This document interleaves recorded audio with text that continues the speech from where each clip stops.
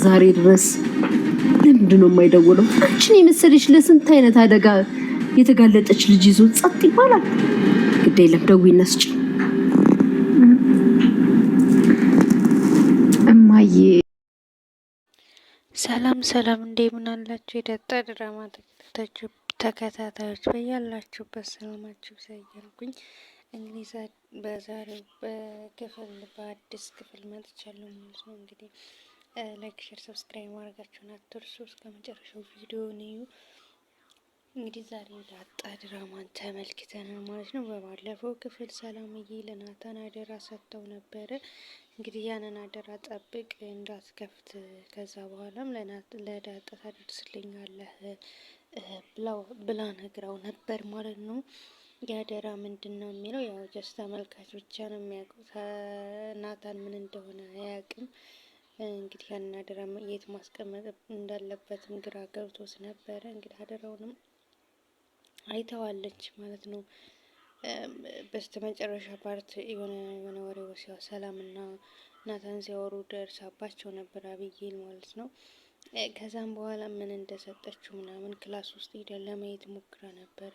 ትራስ ውስጥ ደበቀባት። በሁለተኛው ግን አይተዋለች ምን እንደሆነ በአረንጓዴ ላስቲክ እንደተጠቀለለ አይታበት ነበረ። እንግዲህ አብጌልን እንደምታውቋት ያየችውን ነገር የጠረጠረችውን ነገር ማወቅ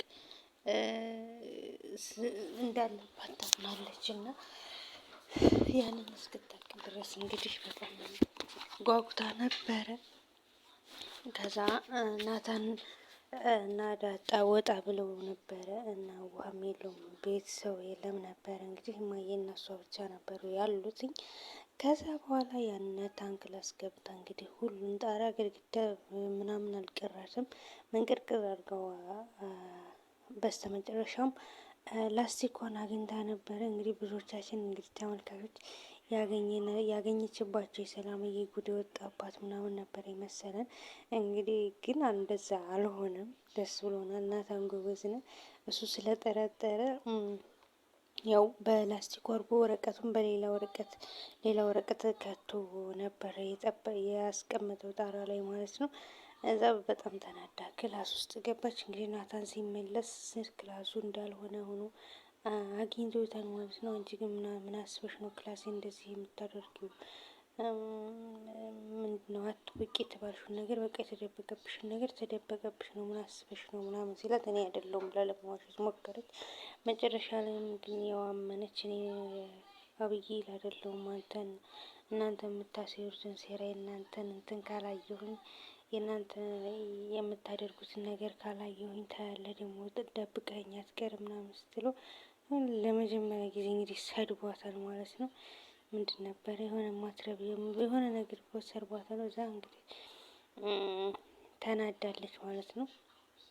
እንዴት እሱ ሊሸውደኝ ቻለ ምናምን ብላ እንግዲህ ሌላው ፓርት ያው የደረጀ ነው። ደረጀ በጣም ተጨንቋል። ሌላ ስቃይ ሊመጣበት ነው። አንዱን አልችለውም ብሎ ሌላ ጣጣ። ግን በህይወታችን አንድ ሚስቴክ አለመሳሳት፣ የሚስቴክ በጣም ብዙ ነገሮችን ነው የሚያበላሽ በማለቴ አሁን ዳጣ መውለዱ እንዳንድ ስህተት ሆኖ እያለ ዳጣን ደግሞ በጊዜው አለማሳደጉ ወስዶ መጣሉ ማለት እሱም ባይጥላት ሌላ ሰው ነው የጣለበት እና ወስዶ መጣሉ ሌላ ኮትስ ነው ያመጣበት። ወስዶ ባይጥላት ኑሮ እንግዲህ ሁለተኛው ልጅ የሚፈጠር አይሆንም ነበር ማለት ነው። ግን ወስዶ ስለጣላት ይሄ ሌላ ጣጣ መጥቶበታል ማለት ነው። እንግዲህ አሁን እንዴት ነው ይሄን አክሰፕት የሚያደርገው? እኔ ግን ማርታ ትሞታለች ተባለ እንጂ ደረጀ የሚሞት ነው የሚመስለኝ መጀመሪያ ማለት ነው። ምክንያቱም ይሄኛውን ነገር መቋቋም አይችልም። አይነ ወንድ ነው ግን እንጃ ብቻ ከባድ ነው እንደዚህ አይነት ነገር ለመቀበል ማለት በምን ሰዓት አድርጎት በምን ሰዓት አድርጌው እና እሱንም እንትና የነገረው ነገር እያስጨነቀው ነበር። እናንተም ቤት ሁለት ሚስት ተፈቀደ ወይ ምናምን ያለው ያው እንግዲህ ራሱ እንደተጠረጠረ ሰው ሰፈር ሰው የሚያማውን ነገር ነግሮታል ማለት ነው።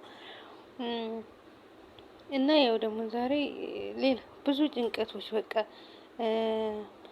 ትዬ ደግሞ ማርታ ማለት ነው ደውዪለት ለአባትሽ፣ እንዴት ነው አንቺን የመሰለች ልጅ እስካሁን የማይጠይቅሽ ምናምን ብላ ስታፋጥጣት ምን ትበል?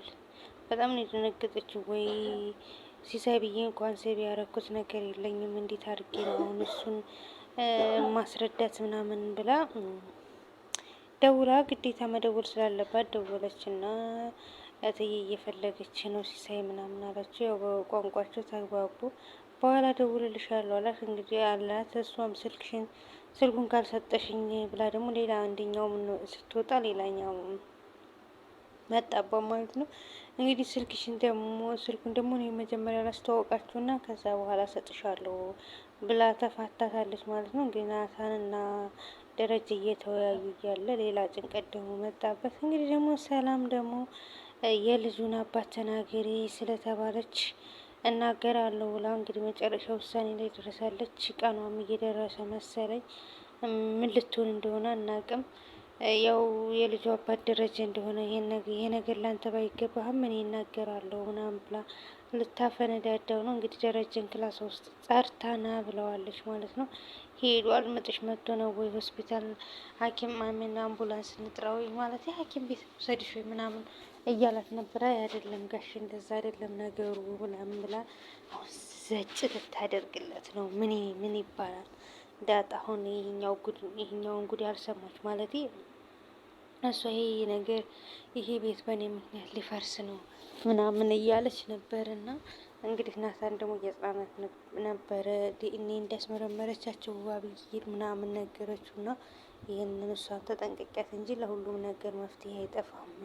ዙሮ መፍትሄ ነው። እኔ ወደ መጣሁበት እመለሳለሁ። ይህን የመሰለ ትልቅ ቤት አላፈርስም። ወደ ይሄ ችግር ለመፍታት ወይ ደረጀ ወይ ይሞታሉ ወይ ይፈታሉ። ከነዚህ ውጭ የሚፈታው ነገር የለም እና እኔ ወደ መጣሁበት ተመልሼ ቤተሰቦቹ ኑሯቸውን ቢኖሩ ነው የሚሻለው ስትለው እኔ ስሏታል። እንግዲህ